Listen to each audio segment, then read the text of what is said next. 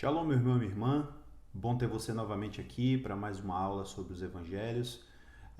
Hoje nós vamos estudar uma passagem muito importante dos evangelhos, que é o momento do batismo de Jesus. Finalmente chegamos, no ponto onde nós vamos começar a estudar de fato a vida de Jesus, a missão de Jesus, os ensinamentos, as atitudes, as ações de Jesus. E o nosso texto hoje está entre Mateus 3, do versículo 13 ao versículo 17, Marcos 1, do 9 ao 11, Lucas 3, do versículo 21 ao versículo 23, ok? Lembrando que a gente está lendo um texto unificado e esse texto pode ser encontrado aí na descrição do vídeo, tá bom? Então vamos aqui ao texto. Ora, quando todo o povo estava sendo imerso, aconteceu também naqueles dias que veio Jesus de Nazaré da Galiléia ao Jordão ter com João para ser imerso por ele. Entretanto, João o impedia, dizendo: Eu que tenho necessidade de ser imerso por você e você vem a mim? Jesus, porém, lhe respondeu: Deixa que assim seja por agora, pois nos convém cumprir toda a justiça. Então ele consentiu e Jesus também foi imerso por João no Jordão. Tendo sido imerso, imediatamente saiu da água e, orando, se lhe abriram os céus. E viu o Espírito Santo de Deus descendo como uma pomba, em forma corpórea, e vindo sobre ele. Eis que ali veio uma voz do céu dizendo: Tu és o meu Filho amado, em quem tenho prazer. Glória a Deus. Bem, até aqui nós ainda não tínhamos tido o início do ministério de Jesus e nesse momento aqui agora que ele se batiza, é o momento que de fato o ministério de Jesus começa, né? Já comentamos isso nas aulas anteriores, que Jesus teve uma vida normal até mais ou menos essa idade aqui, né, de 30 anos, a gente vai comentar daqui a pouco também sobre a idade de Jesus. Até mais ou menos uns 30 anos de idade, Jesus viveu uma vida normal, não desempenhou nenhum papel de destaque, né? Não tinha uma vida diferente de ninguém, era uma pessoa normal. Sabemos que Jesus, assim como seu pai, era carpinteiro e ganhava a vida assim, né, no dia a dia. Provavelmente nessa altura da vida de Jesus, o pai dele já tinha morrido, porque a gente não ouve mais falar sobre José, e também mais para frente a gente tem uma indicação de que Jesus é quem cuidava de Maria, ele como filho mais velho, né? Então, a gente tem aqui agora um momento decisivo, um momento de mudança mesmo aqui na nossa história, porque até então a gente tinha visto um Jesus que nasceu, uma criança, né, uma pessoa normal. Aí a gente viu surgir João Batista pregando no deserto o batismo de arrependimento. E agora a gente tem Jesus, assim como todo o povo, né? E é claro, quando ele diz todo o povo, não quer dizer que todo mundo foi batizado por João, mas no sentido de que no meio daquela multidão que vinha para ser batizado, também veio Jesus, né? De lá da Galiléia ao Jordão, para ser imerso ou batizado por João. E é interessante como Jesus, ele aceita e ratifica o batismo de João. Isso é muito importante a gente analisar aqui, porque hoje alguns historiadores, alguns estudiosos, eles tentam criar entre Jesus e João uma espécie de uma rivalidade, né? Como se João tivesse um grupo de seguidores, tivesse vamos dizer assim, um movimento, né? João teve o seu movimento e depois veio Jesus e roubou discípulos do movimento de João Batista. A gente não tem nenhum documento confiável, pelo menos, que ratifique essa ideia. E os documentos que a gente tem, e que infelizmente muitos historiadores não consideram como autênticos, são os próprios evangelhos, né? E o que os evangelhos dizem a respeito disso? Dizem que, como a gente já viu na aula passada, por exemplo, João tinha muita consciência de quem ele era. Ele sabia que ele não era o Messias, ele sabia que o papel dele não era tão grande quanto o do Messias. O papel dele era abrir caminho para o Messias, e ele chega a dizer que eu não sou digno nem de tirar a sandália do pé dele. Mais pra frente a gente vai ver outros testemunhos de João a respeito de Jesus, mas aqui já fica, até aqui a gente já tem evidente isso, né, de que João tinha muita consciência de que ele não veio para ser o Messias, ele não veio para angariar discípulos, ele não veio para iniciar, vamos dizer assim, uma missão cabal. Ele veio para iniciar um movimento. Ele é que veio para iniciar, mas ele já sabia que ele não daria continuidade àquilo, né? Talvez até Deus já tivesse revelado a João, embora a gente não tenha essa informação, que o ministério dele não seria tão longo assim, seria curto, né? A gente não sabe quanto tempo durou, mas sabemos que realmente não foi um ministério tão longo e certamente não tão longo quanto o de Jesus, que também foi curto, né? Então, o fato de Jesus vir ao batismo de João, se despencar lá da Galileia, e lembrando até que a gente falou na aula passada, falando sobre Betabara, que existe uma celeuma aí entre onde ficaria Betabara, e existem alguns estudiosos que tentam identificar Betabara com um lugar lá na Galileia, próximo do Mar da Galileia. Mas veja como não tem muito sentido isso aí, porque pela nossa história aqui, a gente está lendo que Jesus saiu da Galileia e foi ao Jordão para ser imerso. Ou seja, ele veio da Galileia, ele saiu da Galileia.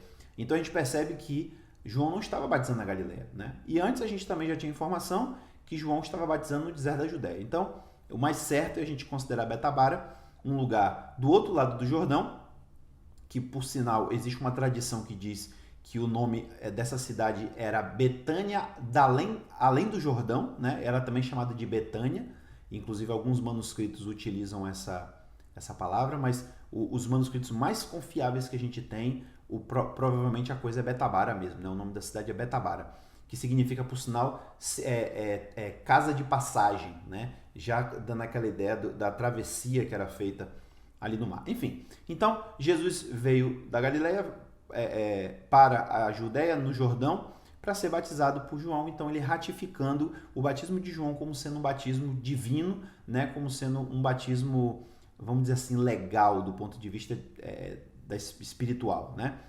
E aí, quando Jesus vem para ser batizado com João, acontece uma coisa assim que eu diria para mim que é natural, né?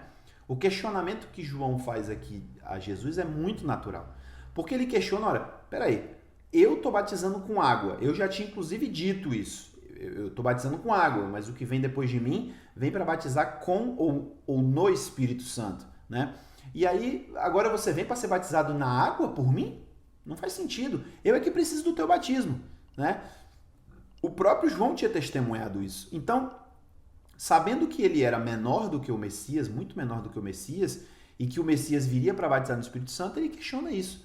Mas, inclusive, isso faz a gente até pensar, né, naquela questão das lacunas que existem aí na história, é de pensar que talvez a revelação que João tinha de Deus, né? Porque a gente depois vai ler ele dizendo que Deus havia revelado a ele que o Messias seria aquela pessoa que viria até ele e que ele veria o Espírito Santo descendo como uma pomba sobre essa pessoa. Esse foi o sinal que Deus deu a João. A gente vai ver isso mais pra frente, ele falando sobre dando esse testemunho, né? Mas olha só, duas coisas interessantes. O primeiro, Jesus era primo de João Batista, né? Porque Isabel e Maria eram aparentadas, então eles tinham um parentesco. Possivelmente, eu até acredito que isso é possível que seja verdade, mas não temos essa informação, mas então eu vou botar como provável, né, possível, que João e Jesus se conhecessem, né, eles soubessem da existência um do outro. Eles eram parentes. A própria história de Jesus e de João Batista, né, à medida que eles vão crescendo, se confundem, porque a história de Isabel, com muito menos, obviamente, tamanho, vamos dizer assim, né? Um pouco menor do que a história de Maria, mas são muito parecidas, né? Tiveram visitações, foi um milagre também o que aconteceu com Isabel. Então é muito provável que eles se conhecessem, mas João não sabia que aquele primo dele, um tanto quanto distante lá da Galileia, chamado Yeshua, era o Messias. Ele não sabia disso. Deus não tinha dado essa revelação a ele. E mais do que isso, Deus não tinha dado a revelação a ele de que o Messias viria para ser batizado por ele. Porque o fato dele se espantar pelo fato de Jesus, sendo o Messias, né, vindo a ele para ser batizado, ele se espanta, né? Poxa, não faz sentido isso. Você não precisa ser batizado. Você tem o que para se arrepender, né? Vamos até comentar sobre isso daqui a pouco. Então, ele faz esse questionamento a Jesus, muito natural. E Jesus responde a ele de uma forma também um tanto quanto enigmática, né? Ele fala, olha, vou parafrasear aqui, né? Olha, realmente, né? Eu não preciso, mas vamos cumprir toda a justiça, tá? Deixa passar essa. Não se preocupe com isso, não. Você não está fazendo nada errado, né? Vamos cumprir toda a justiça. Quando a gente fala sobre justiça hoje, na maioria das vezes, a gente conecta com STF, com advogado, com direito, né? Hoje em dia, a justiça está muito associado a isso. Mas eu quero te explicar aqui e que você fique com isso em mente ao longo dos nossos estudos dos evangelhos, que justiça é aquilo que o justo pratica, ok? Então, justiça, do ponto de vista bíblico, é o contrário de impiedade, né? Existe a justiça e existe a impiedade. Então, o que então aqui é a justiça? A justiça se refere a todas as atitudes que vão ao encontro da vontade de Deus, ou seja, que estão de acordo com a vontade de Deus. A justiça é aquilo que Deus quer que nós pratiquemos, né? E o que então se torna iniquidade, pecado? É tudo aquilo que nós praticamos que vai de encontro, ou seja, vai contra a vontade de Deus, né? Então, Jesus está falando aqui de justiça nesse sentido, né? Ou seja, temos que praticar tudo o que Deus está mandando fazer. Nós temos que praticar tudo o que é certo. E o que é certo naquele momento ali? Então, é preciso que eu, como Messias, pratique toda a lei. Isso é um aspecto, né? Porque o batismo de João não tem nada a ver com a lei, mas num aspecto era preciso que Jesus cumprisse toda a lei. E ele não teria como não cumprir, porque a lei é justiça, né? Então, ele naturalmente ele cumpriria a vontade de Deus. Mas eu digo no sentido de que para o judeu, para o povo dele, ele obviamente não podia vir como um transgressor da lei, né? Apesar até de ter sido acusado disso. Então ele não veio como um transgressor, ele veio como um cumpridor da lei, né? Jesus não tinha necessidade de ser batizado, Jesus não tinha pelo que se arrepender, do que se arrepender, né? Jesus não precisava passar por uma transformação de vida. Jesus era santo, Jesus era perfeito, Jesus era sem pecado. Então, o que Jesus fez aqui, né, o batismo de Jesus foi uma formalidade. Isso é bom que fique claro, né? O que Jesus fez aqui foi uma formalidade. E aí ele fala isso para João nesse sentido. Olha, João, é preciso que a gente cumpra isso, mesmo que seja por formalidade, mas nós precisamos cumprir. E aí fica aqui também uma coisa muito importante que tem a ver com toda a vida de Jesus. Jesus está aqui para ser nosso exemplo. Então tem coisas que Jesus não precisava fazer. Tem coisas que Jesus talvez não precisasse ser preocupado na sua vida, mas ele fez para deixar exemplo para a gente. Então, assim, o caminho que todos os discípulos de Jesus passariam, que era o caminho do arrependimento e da confissão, Jesus também fez ali, né?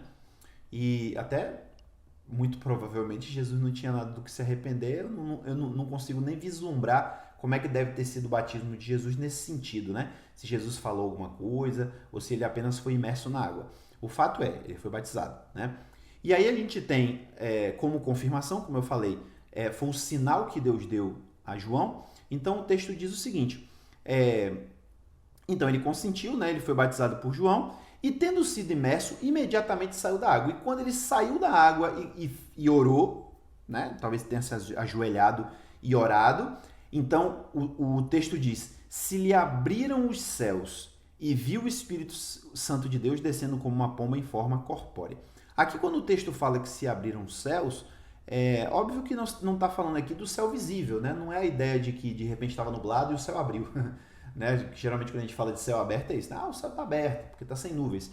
Óbvio, não é isso que está se falando. Inclusive a palavra céu aqui está no plural, isso é muito importante. Algumas bíblias, algumas traduções não respeitam isso. Mas lá no texto grego, a gente tem essa palavra como plural, ok? Inclusive no versículo seguinte, quando fala e eis que veio ali uma voz do céu, aí já mostra a palavra no singular. Por que isso faz diferença? Porque todas as vezes que se usa o termo céu no plural, ou seja, céus, então está se referindo a Deus e ao reino de Deus e aonde Deus está, né? Então, por exemplo, quando Jesus fala de reino dos céus, então ele está falando do reino de Deus, acaba sendo um sinônimo, né? Reino dos céus é reino de Deus. Então, aqui quando o texto diz que os céus se abriram para Jesus, ele está dizendo aqui que, na verdade, o céu espiritual, né, se abriu para ele. Talvez numa visão, talvez aconteceu alguma coisa sobrenatural, não sabemos isso em detalhes, né? Mas o fato é que o céu espiritual se abriu. E por que isso era necessário acontecer? Pelo que veio em seguida. O Espírito Santo veio sobre ele como pomba. E aí, preste atenção nisso aqui. A visão tradicional, a visão de filme, né, e tal que a gente tem, é Jesus ali saindo da água, molhadinho, e de repente vem uma pombinha e pousa no ombro de Jesus e tal. Mas observa, de onde veio essa pomba? Né? Será que alguém percebeu de onde veio aquela pomba? Eu tenho para mim que não. Tenho para mim que ninguém percebeu de onde aquela pomba surgiu, até porque, né, pomba está voando pelo céu o tempo todo e ninguém está percebendo nada. Mas segundo o texto bíblico, essa pomba não é uma pomba normal. Essa pomba era o Espírito Santo vindo em forma corpórea. E é muito interessante como o texto é escrito, né, como os evangelistas apresentam aqui, porque diz assim, ele viu o Espírito Santo de Deus descendo como uma pomba, na forma de uma pomba, em forma corpórea. Então, o que ele está querendo dizer aqui, né? Se você lê superficialmente, você pode pensar assim, claro, se está vindo como uma pomba, vem em forma corpórea, ou seja, é uma pomba física.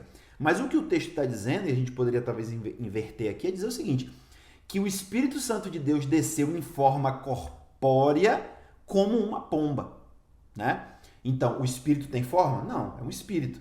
Mas o Espírito desceu do céu e quando veio sobre Jesus, ele veio na forma de uma pomba. Assim como lá no tempo do Pentecostes, o Espírito desceu em forma de línguas de fogo. Né? Era uma representação, era uma forma que o Espírito surgiu ali e se mostrou, né, fisicamente visível. Então, foi o que aconteceu aqui. Então, quando o Espírito vem sobre Jesus, hoje a gente está muito acostumado, e eu sempre chamo a atenção para isso, a gente muitas vezes tem algumas ideias já estabelecidas de algumas coisas aqui que a gente já está cansado de ler na Bíblia, faz parte da nossa tradição cristã, né? Até o Brasil, né? O Brasil é um país cristão, um país católico, então a gente já tem essa ideia do Espírito Santo, existe um estado chamado Espírito Santo, né? E aí a gente tem essa visão da pomba, né? Então tem lá a caminhada da paz, aí tem uma pomba, né? A gente tem isso muito claro daquela pomba descendo sobre Jesus e é o símbolo do Espírito Santo. Mas olha só, você acha que quem estava lá entendeu isso? Não entendeu. Quem viu aquela pomba descendo sobre Jesus entendeu o que significava aquilo, entendeu que era o Espírito Santo descendo sobre Jesus. Eu te garanto, como 2 mais 2 são 4, que isso não aconteceu. Eles não entenderam nada do que estava ali. A pomba já não representava o Espírito Santo. A pomba representa o Espírito Santo hoje. Naquele tempo, uma pomba era uma pomba. Né? No máximo, talvez, os hebreus, né, os judeus, eles tivessem a pomba como um símbolo de esperança, né? Porque tem aquela história de Noé que soltou a pomba para ir buscar um ramo de oliveira, né? Aquela coisa toda. Então, poderíamos ter aí algum tipo de simbolismo, sim, em relação ao pombo, mas em relação ao Espírito Santo, de forma alguma. Então, as pessoas não entenderam o que aconteceu ali. A única pessoa que entendeu, as duas únicas pessoas que entenderam o que aconteceu ali foi Jesus e João Batista. João Batista entendeu porque Deus já tinha dado essa revelação a ele. Sobre quem você viu o Espírito Santo descer como pomba, esse é o Messias. Então, até ali, voltando atrás um pouquinho, quando Jesus chegou para João para ser batizado e houve aquele debate ali entre Jesus e João, né, de João questionando, poxa, mas eu preciso ser batizado por você e você vem a mim? Ora, então ele já entendia quem era Jesus, ele já entendia que Jesus era o Messias, né? Mas aí a gente fica se questionando, poxa, mas se ele não sabia que Jesus era o Messias, como é que rolou essa história? Como é que ele entendeu isso, né? Aí, novamente, faz parte daquelas lacunas, né, que a gente tem aqui na história. Eu tenho para mim que, como João era um homem cheio do Espírito Santo, e estava ali no cumprimento, né, da vontade de Deus, era um profeta, eu tenho para mim que quando Jesus veio na direção dele, e olha, detalhe, tá? Jesus era igual a todo mundo. Existe uma ideia de que Jesus era mais alto, de que Jesus era mais bonito, de que Jesus tinha cabelão e os outros não tinham, sabe? Como se Jesus tivesse algum destaque visual. A Bíblia não corrobora essa ideia, ao contrário, a Bíblia diz que Jesus não tinha beleza nem formosura, e mais do que isso, mais do que simplesmente dizer, ele não era bonito, ele não era interessante, mais do que isso, o texto diz que não havia nada nele que chamasse atenção. O texto de Isaías 53 diz, em outras palavras, assim, não existia nada nele que chamasse a atenção da gente. Que a gente dissesse, rapaz, esse cara não tinha nada. Então, assim, Jesus no meio do povo era um cara como outro qualquer. Se hoje você fosse na rua e Jesus estivesse aqui, né, como ele veio, né, vamos dizer assim, há 2000 anos atrás, ou seja, identificado com o seu povo, se Jesus viesse com cara de brasileiro, Jesus ia passar por você e você não ia saber quem era Jesus. Então, assim, Jesus não tinha olho azul, Jesus, e eu estou falando isso porque os judeus não tinham esse estereótipo, tá? Esse fenótipo, né? Os judeus não tinham olhos azuis, os judeus não eram loiros, os judeus não tinham cabelos compridos, como a gente às vezes vê, batendo quase no peito, não era assim que eles usavam os cabelos. Os judeus não eram altos, né? Hoje em dia se tem uma ideia de que, até por causa de ossos, né, ossuários que foram encontrados, a gente sabe que os judeus, assim, em média, eles tinham 1,60m, por aí, assim, no máximo 1,70m, algumas pessoas um pouco mais altas. Então eles não eram altos. Então Jesus, no meio da multidão, era aquele cara ali normal. Mas na hora que João bateu o olho nele, eu tenho plena convicção que Deus falou com ele assim, olha ele vindo ali, sabe? João sentiu um negócio diferente assim, ficou olhando nitidamente, viu aquele cara vindo na direção dele, e aí quando ele vem, olha para João e fala, me batiza? E aí, eu acho que aí é que vem essa coisa, né, de João. Peraí, é você? Eu que preciso ser batizado? Calma, João, vamos cumprir a justiça.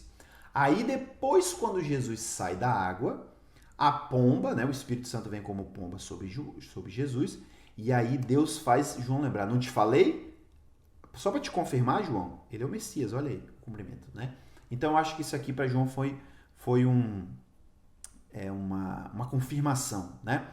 E aí uma outra coisa que eu queria também comentar rapidinho sobre essa questão do Espírito vir sobre Jesus, é que a gente já viu isso lá no comecinho do nosso estudo sobre os Evangelhos, que quem era Jesus, né? Segundo o próprio João, o apóstolo João, ele fala que Jesus era a palavra, né?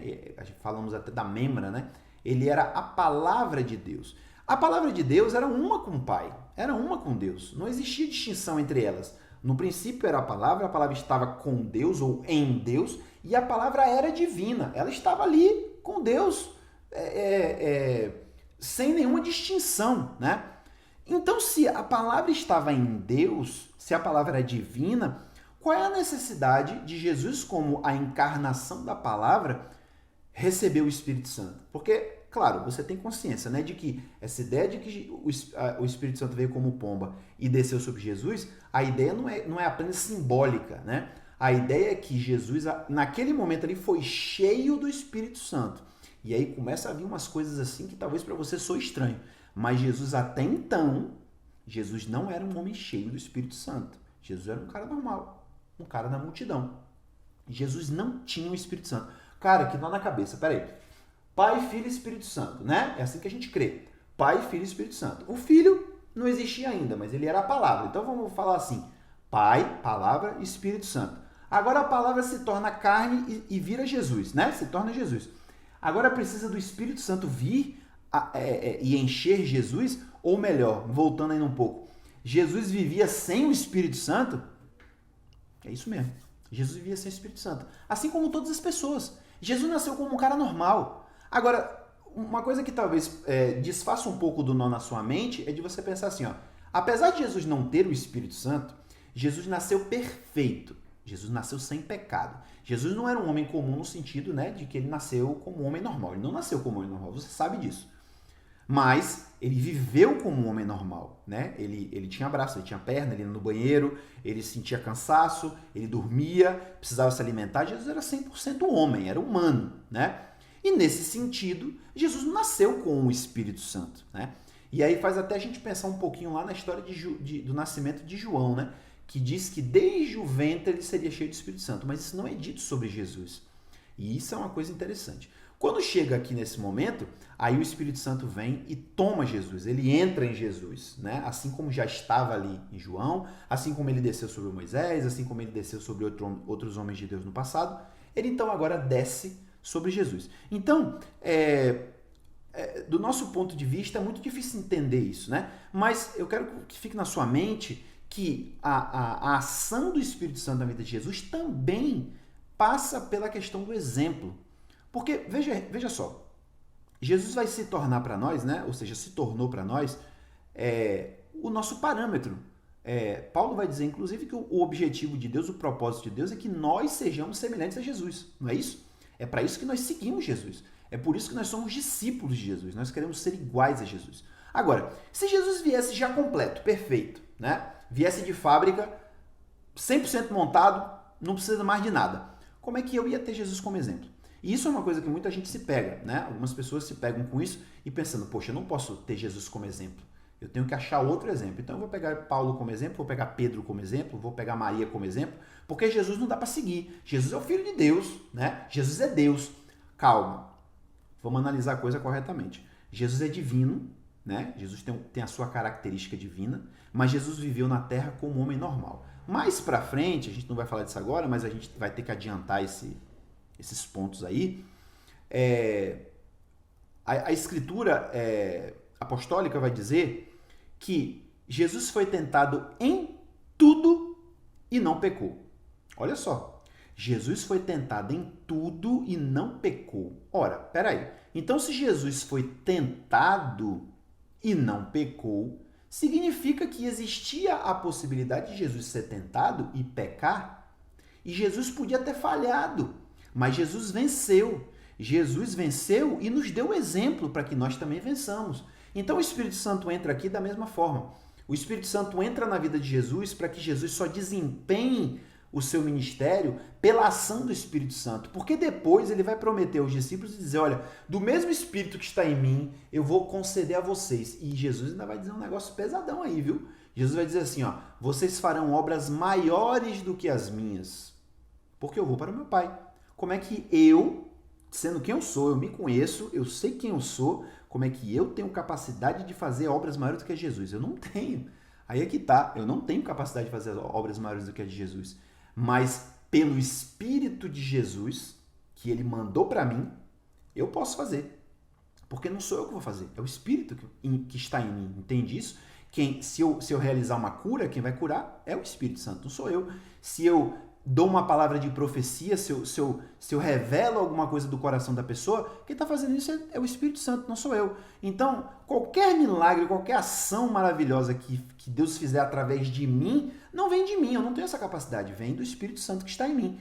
Então, a mesma coisa aconteceu com Jesus para que ele se tornasse exemplo. Deus podia ter feito tudo diferente? Com certeza. Jesus podia ter vindo preparado 100%? Podia. Jesus podia, de repente, como alguns até criam, né, no passado, isso inclusive foi muito combatido pela doutrina apostólica, Jesus podia ter vindo como um espírito, não em carne, né? Jesus podia ter vindo como se fosse um ser espiritual? Podia. Jesus podia simplesmente ter aparecido na Terra e começado seu ministério? Ou seja, não precisava ter nascido, não precisava ter ido para o ventre de Maria? Podia?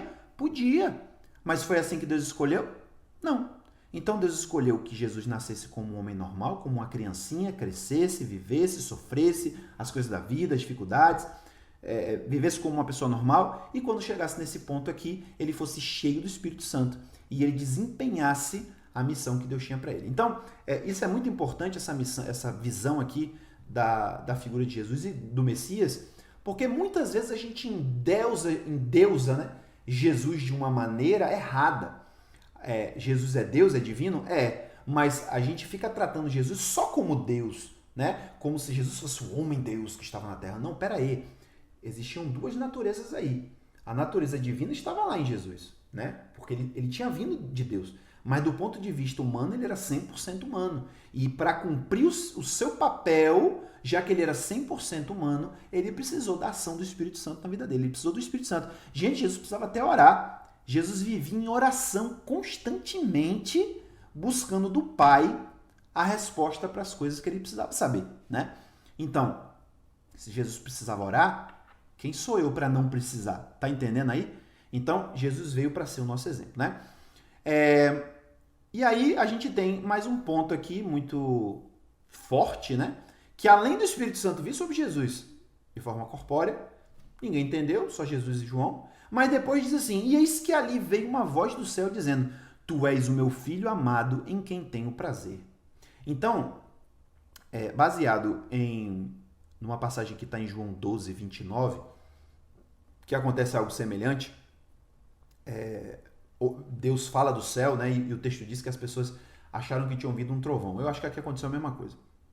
A maior parte das pessoas ali ouviu aquilo e pensou, meu Deus, foi um trovão? Talvez alguns mais atentos, rapaz, não é possível, acho que um anjo falou com ele, né? Inclusive a mesma coisa aconteceu lá nessa passagem de João 12, né? Que é outra situação, né? Mas Deus fala do céu e algumas pessoas, eu acho que um anjo falou com ele, né? Eu tenho certeza que pouca gente entendeu o que aconteceu de fato ali naquele momento, mas foi uma revelação de Deus extraordinária aquilo ali, né? Então, Deus dando o seu aval, né? A sua aprovação para Jesus e inclusive chamando ele de filho, deixando claro que de fato Jesus é o Filho de Deus.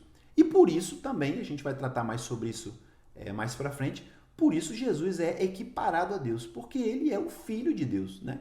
Se Deus teve um filho, o filho dele é divino, né? Dando um exemplo bem grosseiro, um ser humano só pode dar luz ser humano, ele não pode dar luz um cachorro. Um cachorro não pode dar luz um gato, né? Uma lula não pode dar à luz um elefante. Então, se Deus teve um filho, e é claro, entendendo o que significa isso aqui dentro da história de Jesus, né? Se Deus teve um filho, ele chamou essa pessoa de filho, então significa que eles compartilham da mesma natureza. E Jesus mais para frente vai corroborar essa ideia, né, de que ele e o Pai são um. Bom, como complemento a isso que a gente leu aqui, eu queria ler agora uma passagem que resume a genealogia de Jesus. Se você for lá nos textos de Mateus 1, de 1 a 17, e Lucas 3, de 23 a 38, você vai ter as duas genealogias de Jesus, né? A de Mateus e a de Lucas. O que eu vou ler aqui para você é um resumo, porque eu decidi que não seria interessante a gente se aprofundar tanto nessa questão da genealogia, né? Até das diferenças que existem. Vou comentar rapidamente sobre isso aqui, mas eu vou fazer uma leitura, como eu disse, resumida, tá? Da genealogia de Jesus, só para destacar alguns pontos. Então, novamente, esses textos estão em Mateus 1, de 1 a 17 e Lucas 3, de 23 a 38. Então, o resumo que eu vou ler é esse aqui, ó. O próprio Jesus estava iniciando com cerca de 30 anos de idade, sendo, como se supunha, o filho de José, marido de Maria, da qual nasceu Jesus chamado Messias. Esta é a genealogia de Jesus, o Messias, filho de Davi, descendente de Zorobabel, de Salatiel, do rei Davi, de Jessé, de Obed, de Boaz e Rute, de Salmão e Raabe, de Naasson, de Aminadab, de Arão, de Esrom, de Perez, de Judá, que gerou a Perez e Zerá, de Tamar, de Jacó, que gerou Judá e seus irmãos, de Isaque, de Abraão, de Terá, de Nacor, de Serug, de Hagaú, de Falaque, ou Faleque, de Eber, de Salá, de Cainã, de Arfaxade, de Sem, de Noé, de Lameque, de Matusalém, de Enoque, de Jared, de Maalael, de Cainã, de Enos, de Sete, de Adão, que era filho de Deus. Portanto, todas as gerações, desde Abraão até Davi, são 14 gerações. E desde Davi até a deportação para a Babilônia, são 14 gerações. E desde a deportação da Babilônia até o Messias, são 14 gerações. Leituras de genealogia são sempre muito complicadas, né? Porque fica aquela linhagem ali, filho de não sei quem, filho de não sei quem, filho de não sei quem, né? Por isso até que eu quis resumir isso aqui, pegando os nomes mais importantes, né? Porque tem muitas pessoas ali mesmo naquelas genealogias que são totalmente desconhecidas pra gente e é virtualmente impossível a gente descobrir quem são essas pessoas, né? Mas eu queria começar aqui de cima, quando o texto diz que Jesus estava iniciando o seu ministério com cerca de 30 anos de idade. Veja, é um erro a gente achar que Jesus tinha exatamente 30 anos. O modo como Lucas apresenta essa informação aqui ele dá a entender assim, Jesus tinha mais ou menos 30 anos. Então isso significa que Jesus podia ter 29, Jesus podia ter 30, Jesus podia ter 31, né? Mais ou menos nessa faixa aí.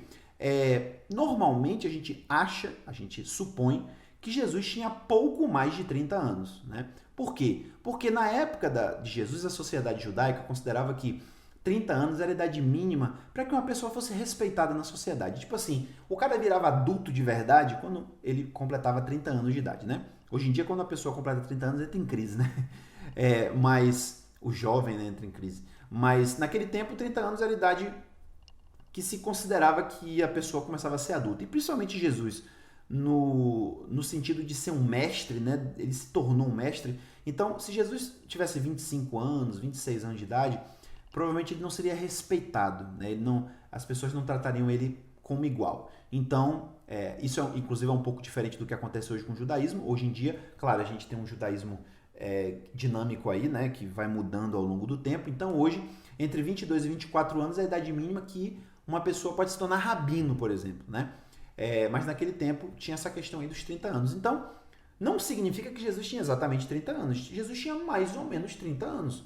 Então é possível que Jesus tivesse entre 30 e 31, né? A gente pode considerar isso assim.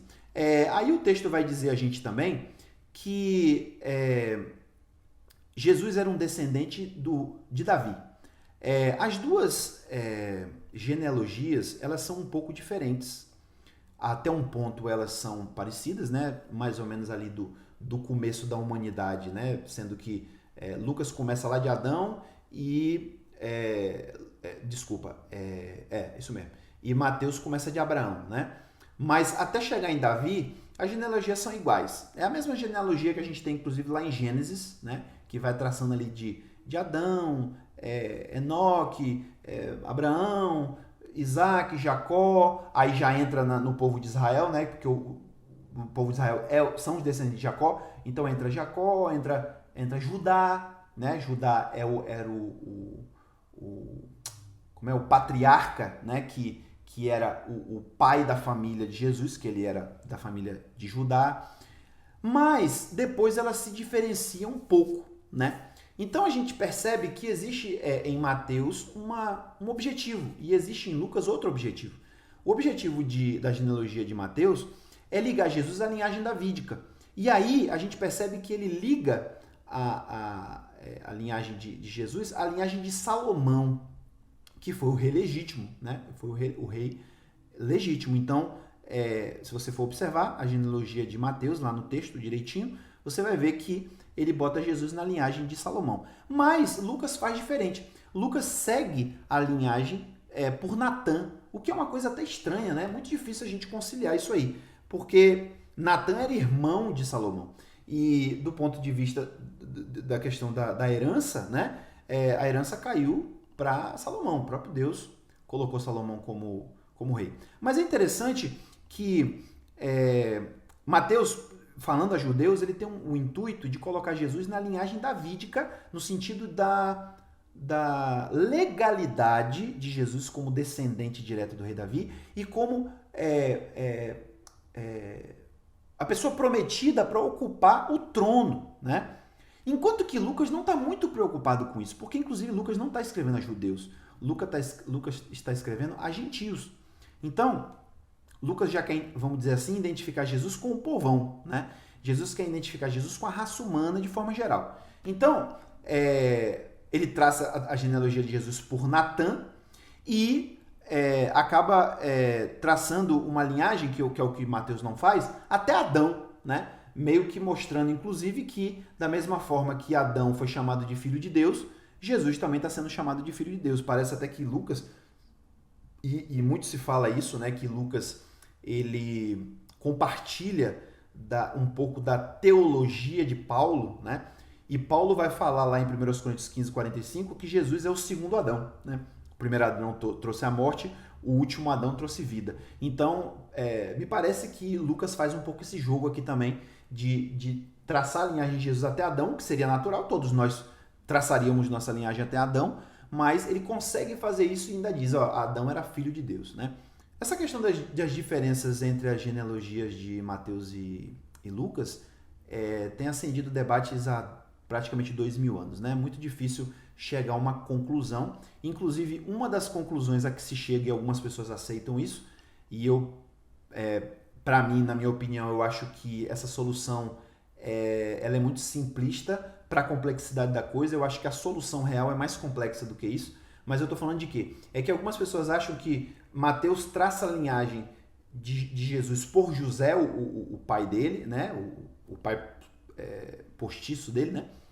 O pai de criação, e Lucas traçaria a linhagem de Maria, né? Apesar de interessante essa teoria, eu acho que ela é muito simplória, porque a gente vai perceber que mesmo tanto Mateus quanto Lucas, eles fazem uma conexão aí com José e não com Maria, né? Lucas ainda vai chegar e dizer assim, não sei o que lá, não sei o que lá, José... Não, isso é Mateus que faz.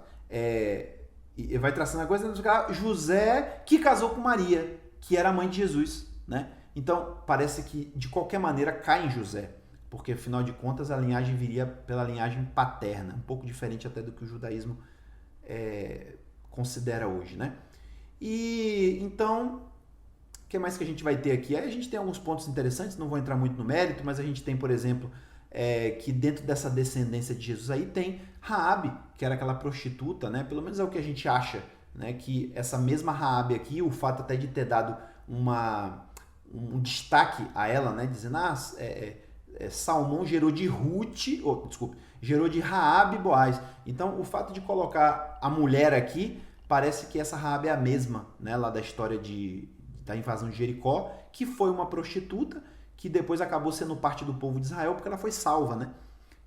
Porque ela escondeu os espias e tal, isso está lá no início do livro de Josué. Outro ponto interessante aqui, e que também eu acho que é digno de nota, é que existe uma história muito cabeluda lá de Judá, né, filho de Jacó, que ele tinha uns filhos e ele casou o primeiro filho, né, o filho mais velho, com uma mulher chamada Tamar, e o filho dele fazia coisa errada e morreu. E aí depois ele casou com outro filho, e o filho parece que também morreu. E depois ele promete, assim, olha, quando meu filho mais novo ficar velho, eu caso ele com você, porque tinha que ser assim, né? Existia uma lei para que o filho, ou melhor, o irmão tomasse a esposa do marido, caso ele não tinha deixado descendentes para ele, né? Então, como o filho era novo, eu falei assim, meu filho é novo, não dá para casar com você. Quando ele tiver idade, eu caso ele com você. E o tempo passa, ele não casa, e acaba que, no resumo da história, Judá dá 1-0 na mulher, não casa o filho com ela, ou esquece, enfim, e ela faz uma tramóia lá e acaba se deitando com ele como se fosse uma prostituta, e ela acaba tendo filhos do sogro, né? Que é justamente esse Perez aqui. Então, olha que história cabeluda que está na linhagem de Jesus. Então, essas coisas são muito interessantes para a gente perceber o quanto Jesus era normal do ponto de vista humano, o quanto Deus fez questão que o filho dele nascesse de forma normal. Deus não deu privilégio nenhum para Jesus. Jesus nasceu com uma linhagem pura, santa, de sacerdotes. Então, não, nada disso. Jesus nasceu de gente comum, né? Jesus era um cara comum, nascido de gente comum, que a única diferença que ele tinha era a origem divina dele, né? O nascimento dele foi sobrenatural, não foi o nascimento de um homem se unindo com uma mulher, mas do ponto de vista humano, Jesus era normal.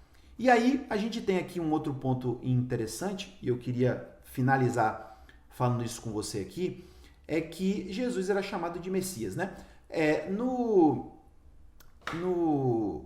Na nossa tradição, a gente chama Jesus de Jesus Cristo, né?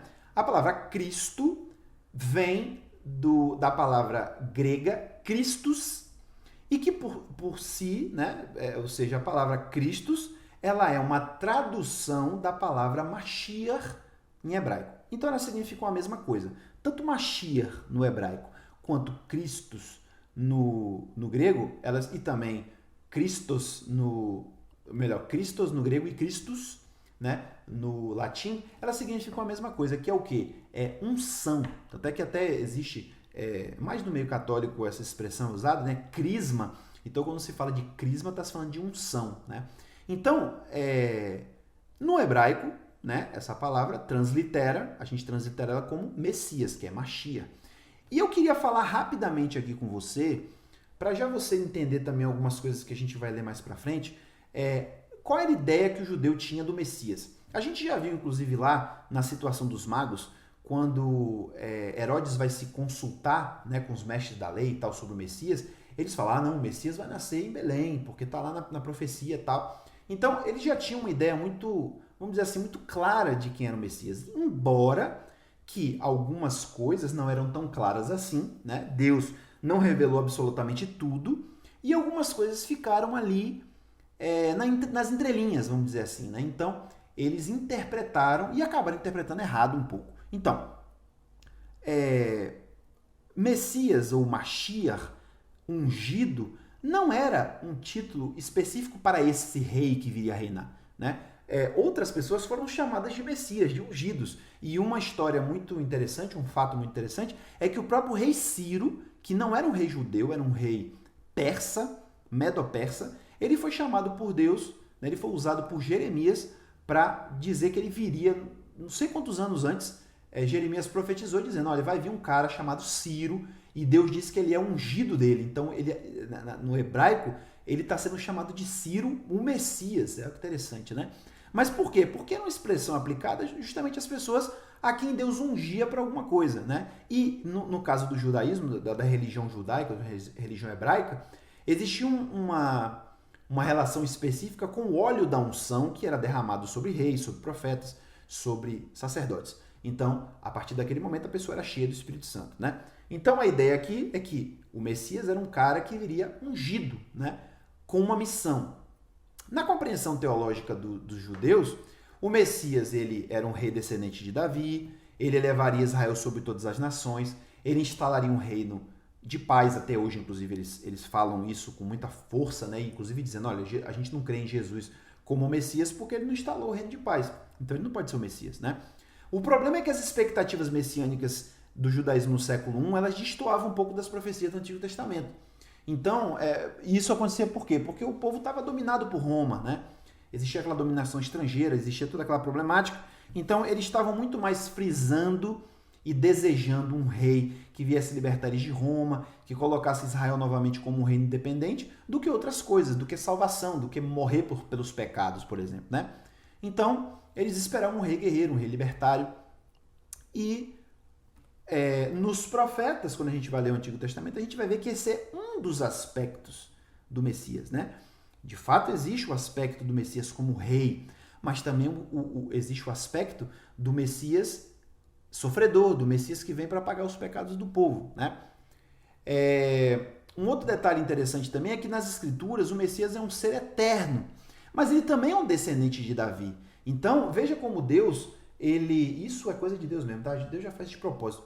Deus faz um jogo ali com os pensamentos para nem tudo ser revelado. E eu vou depois falar mais sobre isso com você, que estava nos planos de Deus que Jesus fosse um Messias oculto, que Jesus não revelasse a sua messianidade de cara. Era uma coisa que estava implícita e que era preciso que a pessoa desejasse descobrir aquilo para ela realmente perceber que Jesus era o Messias. Então, até as profecias, elas eram um pouco dúbias, né? Ora, por um lado diz que ele vai reinar, vai instituir um reino de paz, por outro lado diz que ele vai morrer. Por um lado diz que ele é um ser que vem desde os tempos antigos, né? Dando a ideia de que ele era um ser eterno, e por um lado diz que ele era um descendente de Davi. Então veja como isso realmente cria um choque, né, de ideias. E aí, por causa disso, os judeus criaram algumas tradições a respeito do Messias. Eu vou falar basicamente aqui de duas delas. A primeira é a dos essênios, que novamente não está na Bíblia, né? Eles não participam aqui de nada das histórias de Jesus, mas a gente sabe hoje, baseado nas coisas que a gente tem dos escritos deles, né, que foram encontrados, eles entendiam que existiam dois Messias. Existia um Messias que viria para sofrer e existia um Messias que viria para reinar. Eles chamavam o Messias sofredor e o Messias rei. Eles tinham essa compreensão baseada justamente nessa ideia. Pô, a gente percebe aqui que tem duas pessoas diferentes. Não pode ser a mesma pessoa. Então eles entendiam que era duas pessoas. Primeiro vinha o sofredor, que vinha para livrar Israel dos pecados. Olha só, ele já tinha essa noção, tá? Um Messias viria para livrar o povo dos pecados. E depois viria um rei, Messias, que subjugaria os conquistadores e implantaria o reino de Deus entre o povo. Os fariseus tinham uma ideia semelhante, embora que nem todo mundo aceitava isso, né? Então, alguns rabinos se abstinham de entrar muito nesse mérito, mas alguns também teorizavam nesse sentido, de dizer que existia o que eles chamam, né, até hoje, inclusive, o judaísmo tem um pouco dessa ideia, não sei se todas as correntes judaicas aceitam isso, mas algumas aceitam, de dizer assim, realmente tem dois Messias, o Messias filho de José, ou o Messias filho de Efraim, seria a mesma pessoa, e o Messias filho de Davi. O Messias filho de José, um detalhe, não é José o pai de Jesus, tá? Esse José aqui é o pai de Efraim, é o filho de Jacó. Então, esse Messias filho de José, ele vem como um guerreiro e que ele vai morrer. Ele vai ser morto em combate. Ele vai trazer libertação para o povo, mas ele vai morrer em combate. Depois dele vem o Messias rei, que é o Messias filho de Davi, que vai se assentar no trono de Davi e que vai estabelecer um reino eterno, né, davídico e de paz. E, inclusive, alguns deles chegam a dizer que o Messias, filho de Davi, vai ressuscitar, ele vai ter o poder de ressuscitar o Messias, filho de José. Olha que interessante esse detalhe aí, né? Então, veja que a ideia dos essênios e principalmente dos escribas, né, que eram os próprios fariseus, eles tinham ideias um pouco semelhantes para tentar harmonizar essa questão aí. Como é que a gente tem aí duas pessoas que parece que vêm aí pela frente, né? Então, acabou que no tempo de Jesus, isso criou um conflito, porque Jesus veio de uma forma que os judeus não esperavam, né? Ele nem veio como aquele servo sofredor, como eles achavam que seria, e nem ele veio como o Messias rei que viria para subjugar as nações, etc, etc. Não veio de jeito nenhum assim. Então, por isso que eu digo que algumas das interpretações deles, muitas estavam corretas, mas algumas delas, e talvez eu diria as cruciais, estavam equivocadas, né? Eles estavam esperando o Messias vir de uma forma e o Messias não veio da forma como eles vieram. Então é por isso, inclusive, que os judeus que não creem em Jesus, né? Os judeus tradicionais, ortodoxos, enfim, eles não acreditam que Jesus é o Messias por isso. Ele não instaurou o reino milenar. Ele não fez o que a nossa tradição dizia que ele faria. Então a gente não pode aceitar ele como Messias. E aí, o resto você já sabe, que a fé cristã entendeu essas profecias como não sendo duas pessoas, mas é uma só que tem dupla missão, né? Então a gente entende, e a gente vai explorar isso muito mais ao longo da história de Jesus, que essa dualidade do Messias se harmoniza na vida de Jesus, porque ele primeiro veio como servo sofredor, ele veio para pagar pelos pecados, ele não veio para condenar ninguém, ele não veio para julgar ninguém, ele veio para morrer pelos pecados, ele veio para salvar. Mas ele foi ressuscitado, né? Deus o ressuscitou dos mortos, ele hoje está sentado à destra de Deus, ele já está reinando ao lado de Deus, mas ele vai vir de novo para a terra, para tomar o domínio da terra, né? É o que a gente chama de a segunda vinda. Estamos aguardando a segunda vinda de Jesus para cumprir justamente a expectativa que o judeu tem, que Jesus vem agora para tomar o domínio do mundo nas suas mãos, em que inclusive o Salmo 2:9 e também Apocalipse vai falar sobre isso, fala que ele vem para dominar o mundo com cetro de ferro, com mão de ferro, ou seja, Jesus vai ser entre aspas, um ditador. Não vai ser democracia, não. É Jesus que vai reinar. E a palavra final vai ser dele, né? Ele vai reinar sobre todas as nações, sem exceção. Então, eu queria só explicar um pouquinho sobre essa questão também sobre o Messias, para quando a gente começar a ver algumas coisas aí ao longo da história de Jesus, você entender essa expectativa que existia, né? O entendimento que o judaísmo tinha sobre o Messias e como isso vai se chocar com a realidade de Jesus, né? Que Jesus vai apresentar. Então nós encerramos por aqui, eu te espero na próxima aula, obrigado pela tua presença. Novamente, eu te peço que se você quiser deixar um comentário, alguma coisa assim, você pode falar com a gente tanto pelo Instagram, pelo YouTube ou por qualquer um dos outros canais que tem aí, que a gente bate um papo sobre tudo isso que a gente está estudando aqui, ok? Deus te abençoe e que a paz esteja contigo.